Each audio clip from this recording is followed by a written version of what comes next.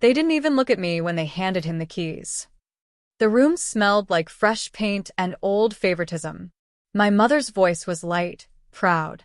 My father's hand stayed on my brother's shoulder, and the words 2.6 million landed like a verdict. Hi. My name is Anna Whitmore. I'm the daughter who learned early how quiet disappointment can be. I'm the older sibling, the reliable one, the one who never asked for help because help never came. My parents gave my brother their $2.6 million apartment. No discussion, no warning, no explanation. They framed it as practical, as if love were a real estate transaction, and I simply hadn't bid high enough. My brother smiled that practice smile, the one he wore whenever he won something he didn't earn. I stood there holding my coffee, feeling foolish for believing effort mattered. Weeks later, I signed the lease on my own place. Smaller, cleaner, mine. No balcony views, no marble counters. But silence felt expensive in a different way. The first night I slept there, my phone buzzed with a message from my mother. "We'll come see it tomorrow." They didn't ask. They never did. When they arrived, they didn't knock properly, just loud, impatient raps like the door owed them something. I was still barefoot when voices rose in the hallway. "Open the door," my father barked. But it wasn't me who answered.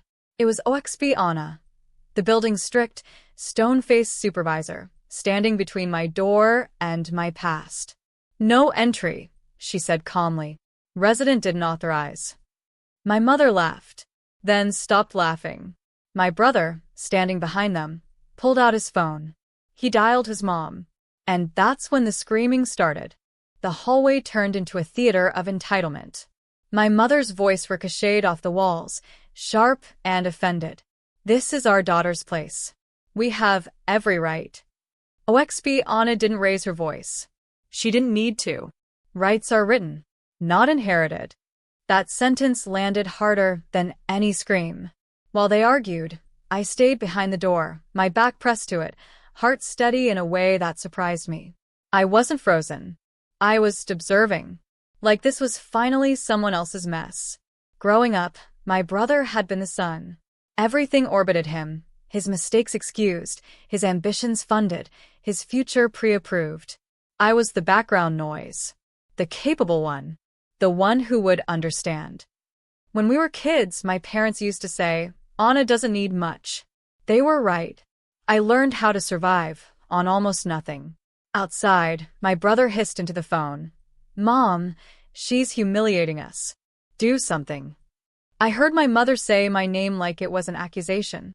And for the first time, I didn't open the door. Because something in me had shifted, and I wasn't done watching it unfold. By evening, the story had already been rewritten, without me. My phone lit up with messages I didn't answer. My aunt asking if I was okay. A cousin warning me my parents were very upset. Upset. As if this were about feelings, not patterns. Later that night, my brother finally called. His voice was calm, rehearsed. "You embarrassed them today," he said. "You could have just opened the door."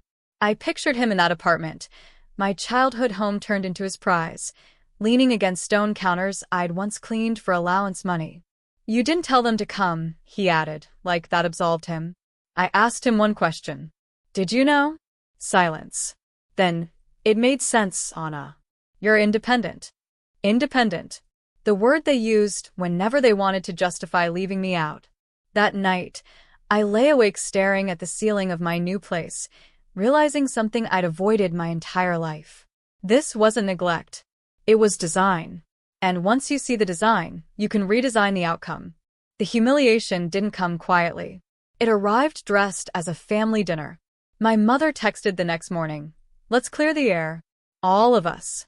The address she sent wasn't mine. It was his, the $2.6 million apartment. The message was clear. "Come see what you weren't worth." I went. They were already seated when I walked in. My brother at the head of the table. My parents flanking him like proud witnesses. The apartment gleamed, expensive light, expensive silence. My father didn't offer me a chair. My mother smiled too tightly. "We just want you to understand our decision." Then my brother slid a folder across the table. Inside were papers. Property documents. His name printed again and again. "This is official now," he said. "No misunderstandings." Something in my chest cracked, not loudly but completely. I looked up and realized this moment wasn't about inheritance. It was about erasure. And they wanted me to thank them for it. I stood up, smiled once, small, controlled, and said, "I understand." What they didn't see was the quiet certainty forming behind my eyes. Because this was the moment I stopped being their daughter and started being a problem they hadn't planned for. I didn't cry when I got home. That surprised me. I sat on the floor of my apartment, no marble, no view, just clean lines and quiet air. I replayed every sentence, every look, not with pain, but with precision. Hurt turns blurry. Calm sharpens. They thought I'd accepted it. That my "I understand" was surrender. It wasn't. I understood everything now. I understood why my parents kept my name off paperwork. Why my brother spoke in conclusions, not conversations. Why they only showed up at my door once I had something they couldn't control. Access. So I made a list. Not of revenge fantasies, of leverage. What I had. What they assumed I didn't. What systems they relied on without ever reading the fine print. I wasn't going to expose them. I wasn't going to yell. I was going to let rules do the talking. And rules, unlike parents, don't play favorites. By midnight, my plan was finished. All I needed was for them to knock on my door again. Certain I'd eventually let them in. They knocked 3 days later. This time politely. Soft taps. My mother's voice slipped under the door, sweetened with urgency. "Anna, we just need a few minutes." I didn't answer. OXP Anna arrived right on schedule, clipboard in hand. Calm. Unmoved. "Visitors must be registered," she said. "And ownership must be verified." My brother stepped forward, confident. "She's my sister. Family." OXP Anna looked at the papers I'd filed days earlier. Then at him. "This unit is under a restricted access clause," she said. "Resident-only entry. No exceptions." My mother's face tightened. Were her parents? OXP Anna didn't blink. "Then you should have been listed." Silence fell. Heavy. Public. My brother demanded to see management. OXP Anna nodded and pointed to the notice board. My name was there, as the only authorized resident. That's when they realized. I hadn't taken anything from them. I had simply stopped giving. The fallout came quickly, but it wasn't what I expected. The next morning, my phone rang, buzzing like a warning bell. My mother. Her voice trembled when I answered. "You've gone too far, Anna." I didn't respond immediately. I didn't need to. Silence spoke louder than any apology. "You're cutting us off," she continued. "This isn't about the apartment anymore. It's about family. You're breaking us apart." I let her words settle into the quiet space I'd carved out for myself. This wasn't about family, I realized. This was about control. And how they could no longer control the narrative. My brother called next, but I didn't pick up. They were angry, hurt, Confused. but they weren't begging. Not yet.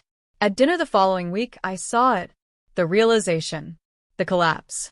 They came to my apartment again, a last-ditch effort. My mother's face was thinner, her eyes darker.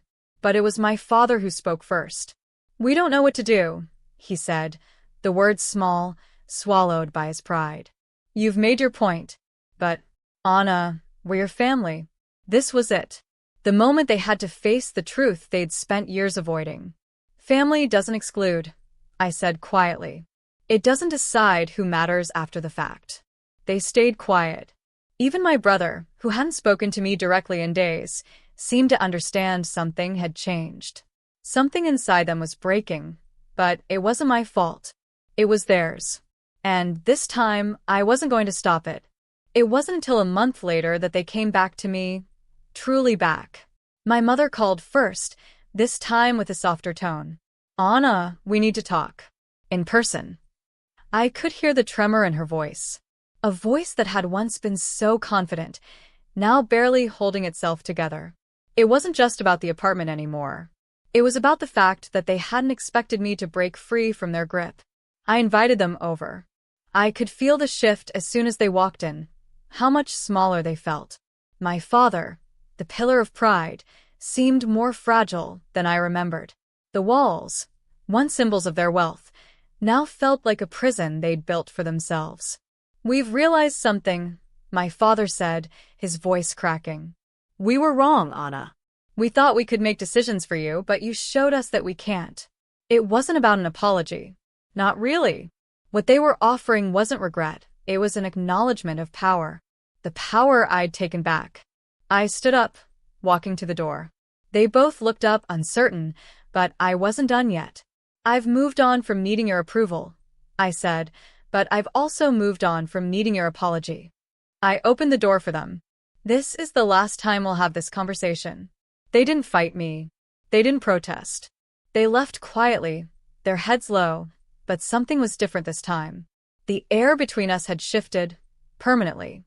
As I closed the door behind them, I realized something. Revenge wasn't in taking anything from them. It wasn't about winning. It was about letting them see what they had lost. And in the silence of my apartment, I felt complete.